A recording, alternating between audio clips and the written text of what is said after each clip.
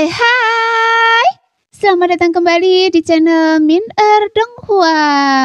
Di video kali ini kita akan melanjutkan cerita Donghua Beta Truck Devon.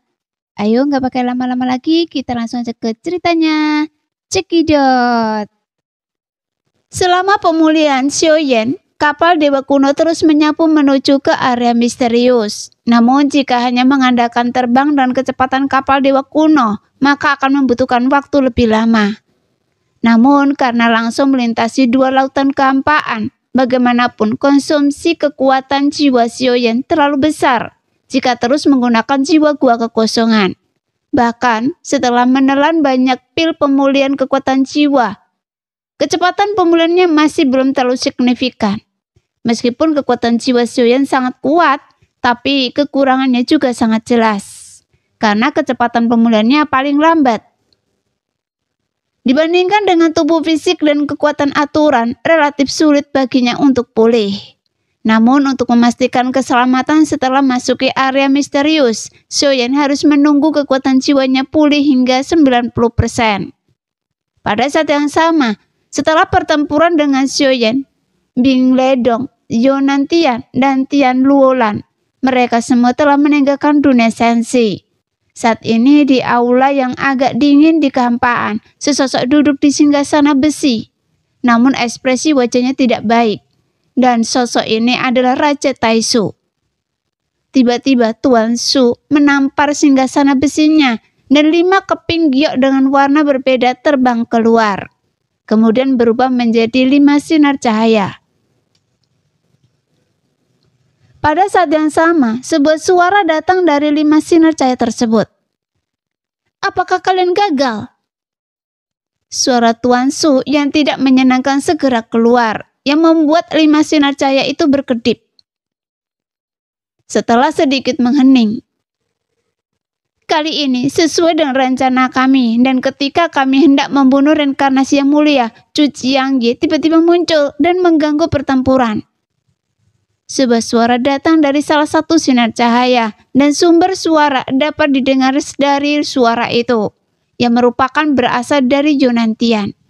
Kemudian sosok Yonantian samar-samar terlihat dalam cahaya. Siapa Chu Jiangye? Tuan Su merutkan kening dan bertanya dengan dingin. Dia berasal dari alam misterius surga barat. Alamnya sama dengan kami, tetapi kekuatan tempurnya lebih tinggi dari kami. Namun dia juga berencana untuk membunuh reinkarnasi dari Yang Mulia. Yonantian melanjutkan. Mengapa dia tidak membunuhnya? Jelas, Suju tidak ingin mendengar alasan-alasan ini dan dia hanya ingin melihat hasilnya. Jadi dia bertanya. Sekarang reinkarnasi Yang Mulia telah menjadi semakin kuat. Pada akhirnya Chu Jiangye sama sekali bukan lawannya. Meskipun dia tampaknya hanya seorang prajurit tingkat ketiga, tetapi dia mampu membunuh seorang prajurit tingkat kelima yang berada di puncak kekuatan tempur tingkat kelima. Jika kami tidak berlari cepat, saya khawatir kami akan langsung terbunuh olehnya. Yonantian berkata dengan marah, bagaimanapun dia adalah orang yang paling menderita kerugian terbesar kali ini. Bagaimana dia bisa membunuh orang kuat yang berada di level 5, yang hanya mengandalkan kekuatan level 3? Bukankah jika kalian berlima yang berada di level 5 bergabung, dia seharusnya mati? Suju mencibir. Bagaimanapun dia telah menghitung bahwa selama mereka bertiga bergabung, mereka seharusnya bisa membunuhnya. Hanya saya, Bing Ledong, dan Tian Luolan yang pergi kali ini. Yonantian berkata. Mendengar itu, Tuan Su sedikit ragu dan melanjutkan. Bukankah Wu Dongdong dan Shen Tianjian pergi bersama kalian? Laporkan kepada Tuan Su bahwa dalam pertempuran sebelumnya saya tidak bisa pergi. Suara seorang wanita tiba-tiba keluar. Saya juga tidak bisa pergi. Shen Tianjian berkata langsung, yang seolah-olah dia tampaknya tidak takut pada Suju.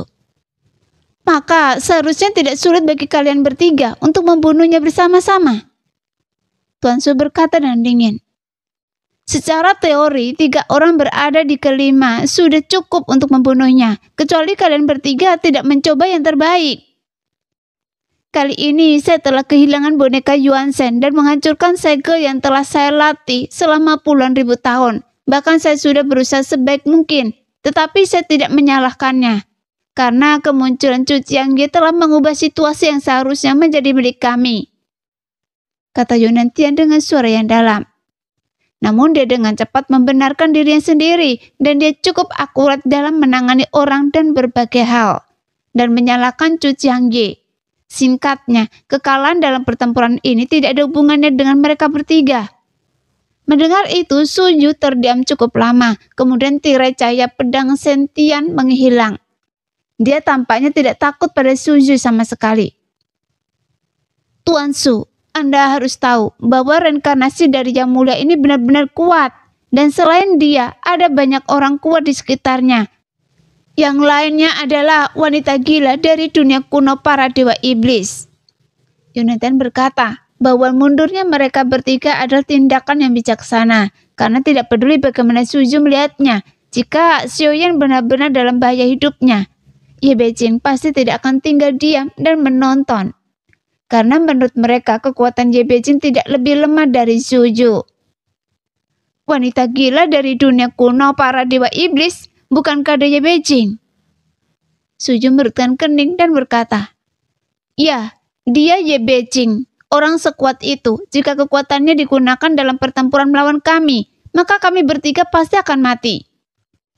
Yunatian berkata dengan sedih. Jadi begitu. Meskipun Anda masih terlalu lemah, tetapi Anda juga telah berkontribusi. Setelah mengambil alih dunia sensi, keberuntungan akan dibagi dengan kalian bertiga, kata Su Yu perlahan. Setelah mendengar keberadaan Ye Beijing di sisi Xiaoyan, Su Yu tidak begitu marah. Karena keberadaan Ye Beijing, Yunantian dan dua lainnya tidak memiliki peluang untuk menang. Jelas, dengan kekuatan Ye Beijing, bagaimana mungkin Su Yu tidak mengetahuinya? Bagaimanapun selama Xiaoyan berada di dunia sensi, hampir mustahil untuk membunuh Xiaoyan sekarang. Adapun alasan mengapa Su Yu mengirim mereka, itu hanya untuk menguji kekuatan Xiaoyan. Tentu saja itu juga sebuah percobaan. Adapun bagaimana jika berhasil, itu juga merupakan sebuah kesempatan. Namun dengan hasil ini, itu menunjukkan bahwa dia tidak ada memiliki kesempatan. Dan bahkan lebih mustahil lagi, yang namanya kesempatan seperti itu akan muncul.